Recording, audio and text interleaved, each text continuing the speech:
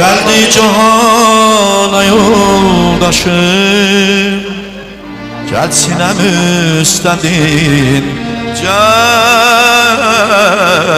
hoş geldin ay Ebelfez. Gözyaşıdan saz eyleme, derdin mənə naz eyleme. Gözyaşıdan saz eyleme, derdin mənə naz eyleme. Göz aç Hüseyin qardaş,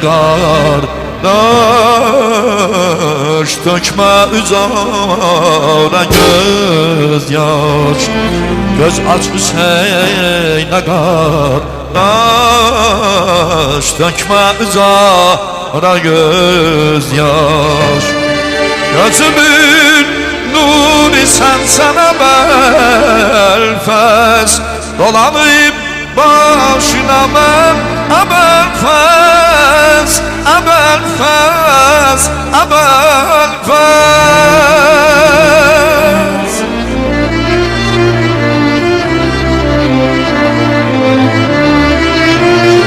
Atam Heydər baktıkça koluna, servi tek boyuna.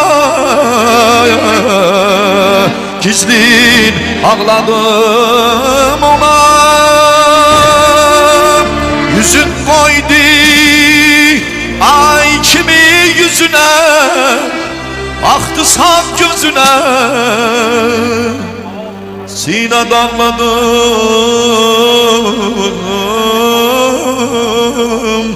onu,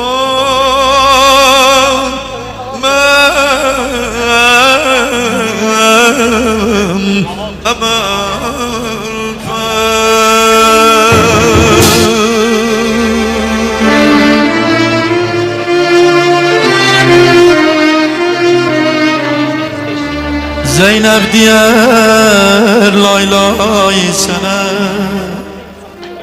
kardeş qandamdaysın mənə. Zeynep diyer lay lay sana, kardeş qandamdaysın mənə. Sesler göz açtım can, kollara bacı kurban var.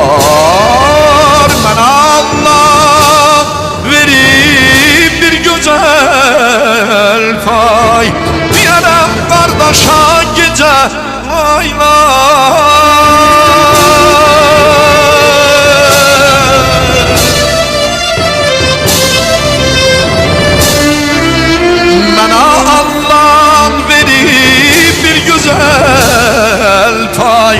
yaram kardeşa gece lay lay, gece lay lay.